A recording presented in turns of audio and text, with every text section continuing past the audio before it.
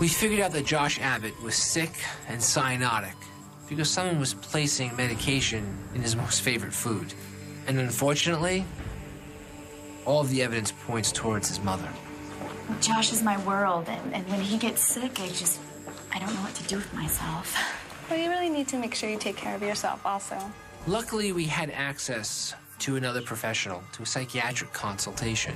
Well, I'll tell you one thing. Mom loved me giving her my undivided attention. And she also made it seem as if she's been the one responsible for Josh getting better. You know, in hindsight, there were a couple of other red flags. The sister mentioned that Claire had been sick a lot as a child, and that Mom was pretty absent throughout it all. Well, that's pretty common in cases like these. So Dr. Garcia has verified for us what we already expected.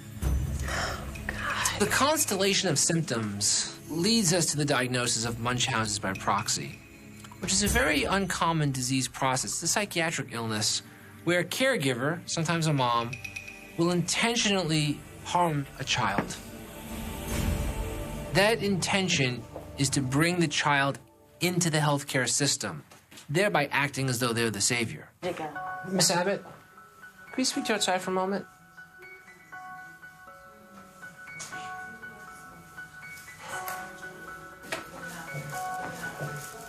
Dr. Garcia, thank you so much for listening to me go on and on about Josh. Miss Abbott, we found phenazopyridine in the applesauce you've been feeding Josh.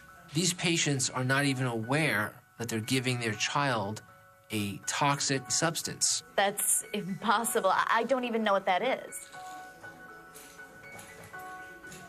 No. No, I didn't. I think I would have remembered. Nikki. Their need to act as the savior is so overwhelming, it's so powerful, that it overshadows the intentional behavior. It was all a mistake. Of harming their child. I think we should just discuss this in my office. You just can't make these kinds of accusations. Your sister's very ill. Right now, she just doesn't realize it, but she really needs help. I can't believe this is happening. We are so sorry. We now know the child doesn't have a permanent disease process. Once we verify the child is not receiving this toxic medication anymore, he'll be fine.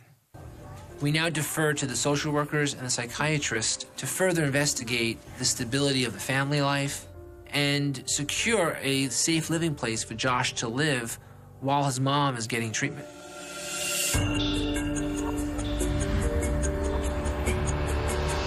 Ow! Ow! So is this like gonna set up the metal detectors and stuff? I was ecstatic that Jessica Yang is doing so well.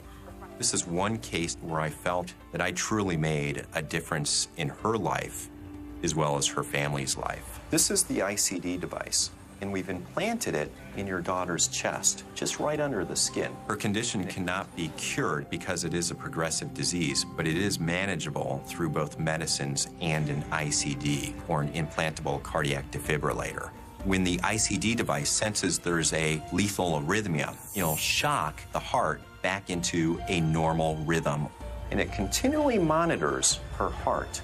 So if her heart goes into a funny rhythm or to a funny beat, it's going to shock it. Radiation just let out, so I came right over. Oh, How was it? Oh, they brought in this last-minute valedictorian. She was the Jessica that I remembered and recognized from the first time she came into the ER. Call him Colby. Trust me, he loves it. Okay. Hi, Colby. Hi, it's Dr. Colby to you. You look great. Well, you know, yeah, but except for I missed the biggest day of my life. Oh, that reminds me. I brought you a little graduation present. What did you get me?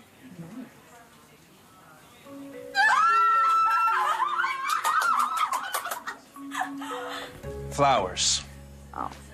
Hey! Oh, that's good, because I was very relieved by the diagnoses we had for Jessica. It was a treatable condition through medicines as well as the ICD device. Okay, 1, 2, 3. Okay, now, just kiss on the cheek, kiss on the cheek. Oh, I'm so jealous! You arranged this?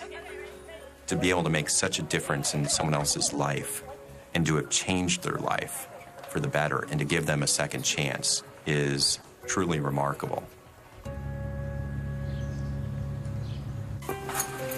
Hey, Josh. The next day, Josh Abbott is a perfectly healthy little boy.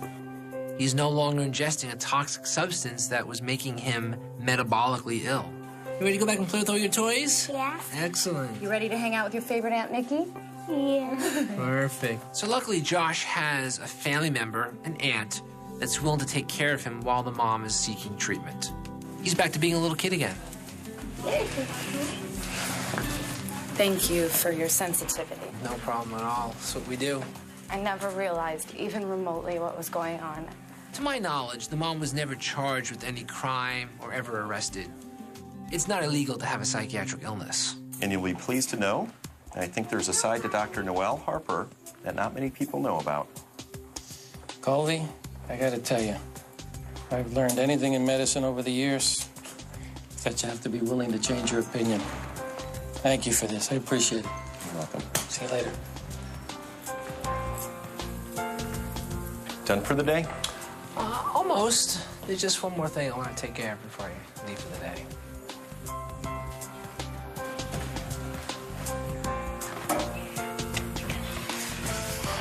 Mr. Cardillo. How are you? I wanted to thank you so much for all of your hard work and helping out with this case. I really appreciate it. You're welcome. And I kind of really owe you one, you know. There are little moments where you can interject your interest level.